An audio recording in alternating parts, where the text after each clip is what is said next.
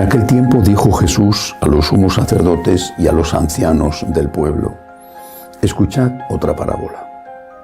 Había un propietario que plantó una viña, la rodeó con una cerca, cavó en ella un lagar, construyó una torre, la arrendó a unos labradores y se marchó lejos. Llegado el tiempo de los frutos, envió sus criados a los labradores para percibir los frutos que le correspondían. Pero los labradores, agarrando a los criados, apalearon a uno, mataron a otro y a otro lo apedrearon. Envió de nuevo otros criados más que la primera vez e hicieron con ellos lo mismo. Por último, les mandó a su hijo, diciéndose: tendrán respeto a mi hijo.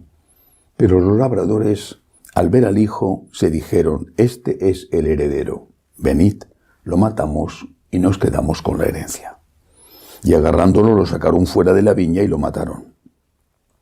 Cuando vuelva el dueño de la viña, ¿qué hará con aquellos labradores? Le contestaron: hará morir de mala muerte a esos malvados y arrendará la viña a otros labradores que le entreguen los frutos a su tiempo. Y Jesús les dice: ¿no habéis leído nunca en la Escritura: la piedra que desecharon los arquitectos es ahora la piedra angular? Es el Señor quien lo ha hecho, ha sido un milagro patente. Por eso os digo que se os quitará a vosotros el reino de Dios y se dará a un pueblo que produzca sus frutos. Los sumos sacerdotes y los fariseos, al oír sus palabras, comprendieron que hablaba por ellos. Y aunque intentaban echarle mano, temieron a la gente que lo tenía por profeta. Palabra del Señor. Gloria a ti, Señor Jesús.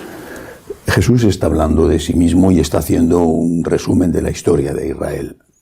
Esos empleados del dueño de la viña que iban a reclamar el tributo eran los profetas, entre otros. Y muchos fueron los profetas que sufrieron persecución por hablar precisamente en nombre de Dios y criticar al pueblo aquellas cosas que estaba haciendo mal. El hijo del dueño de la viña es el propio Jesús, y su muerte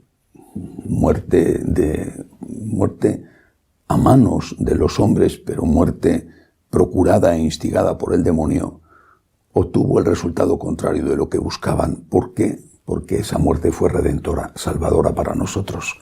Querían acabar con la salvación y lograron, sin quererlo, la salvación.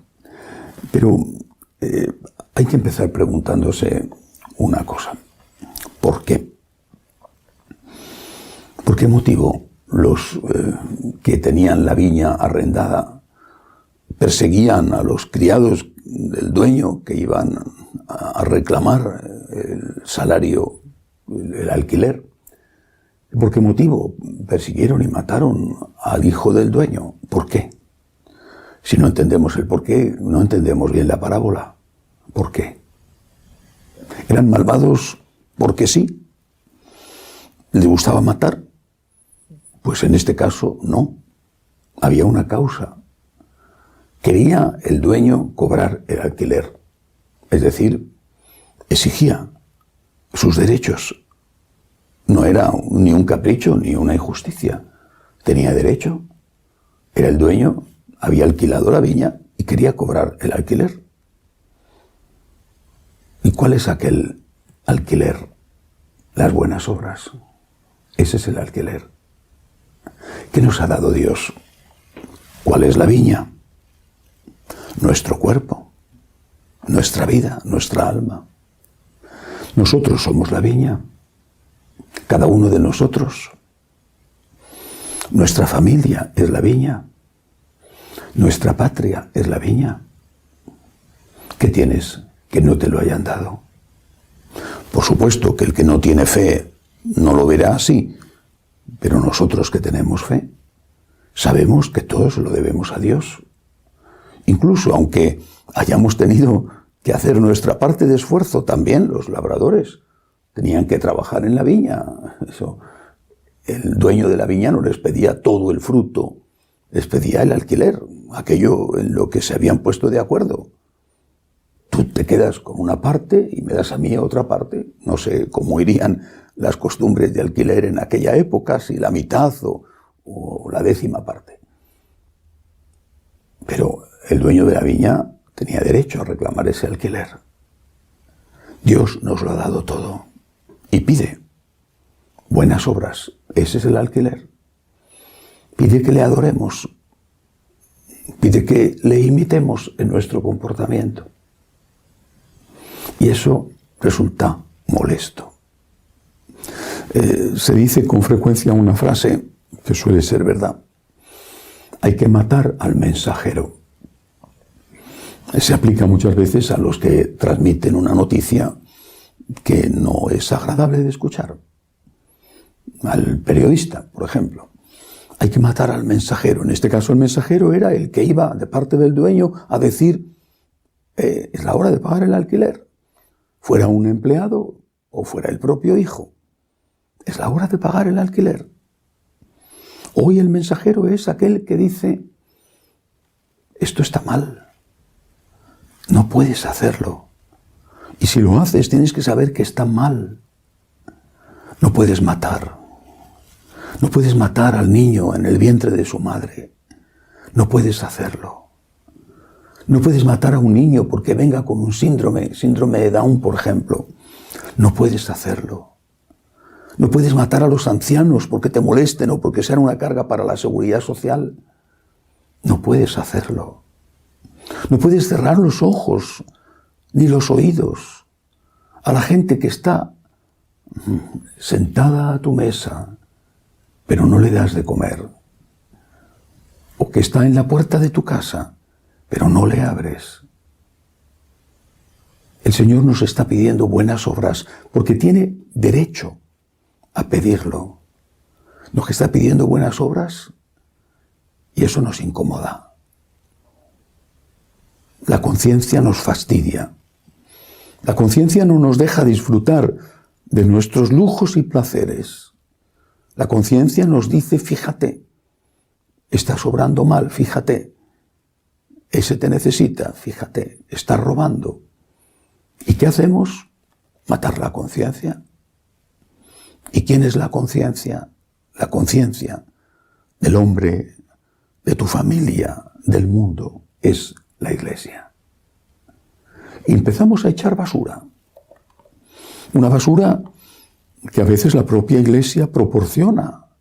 Escándalos, pecados. Y empezamos a decir, si ellos son iguales o peores que yo, no tienen que enseñarme nada. No son maestros en moral. Ellos tienen pecados o incluso delitos que yo no tengo.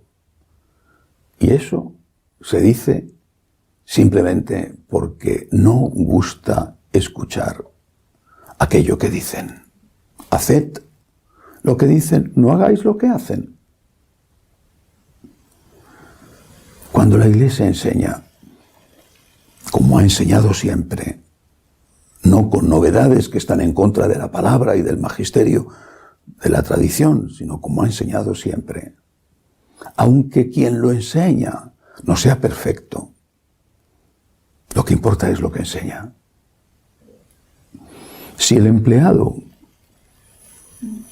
el profeta, va en nombre de el dueño de la viña a cobrar el alquiler, si el empleado va y te dice que me manda mi jefe y me dice que tienes que hacer esto y esto, y tú le dices al empleado, pero ¿tú quién eres? Si tú eres una persona con defectos, no te escucho, porque tú tienes defectos, porque tú tienes pecados. Bueno, pero yo no estoy aquí para decirte que me pagues a mí. Estoy aquí para decirte, de parte de mi jefe, que tienes que pagarle a él el alquiler. Muchas veces, demasiadas veces, toda esta campaña contra la Iglesia se ha debido no a la búsqueda de una purificación de la propia Iglesia, aunque eso, gracias a Dios, se está consiguiendo, aunque sea despacio, sino que se ha debido a intentar callar la voz de la Iglesia, una voz profética que molestaba, que iba en contra de lo políticamente correcto, que iba en contra de los señores del mundo y que al final se intentaba amordazar, a veces eliminando a los que molestaban y otras veces destacando los defectos de ellos para que quedaran moralmente desprestigiados. El Señor nos ha salvado, nos ha redimido y Él es nuestra esperanza. Él es intachable, Él es el Hijo del dueño de la viña. Pero incluso aunque los que hablan en nombre del dueño no sean perfectos, hay que escuchar su voz. Cuando hablan en nombre del dueño de la viña, naturalmente. No busquemos excusas diciendo que son muy malos o que tienen defectos, porque eso quizá nos justifique delante de la propia conciencia manipulada, pero eso no nos llevará a hacer lo que debemos hacer. Y al final, como dice la parábola del Evangelio de hoy, al final el Señor nos quitará la viña para dársela a otros viñadores que sí paguen el alquiler a su tiempo, a otros que sí que tengan buenas obras. Que así sea.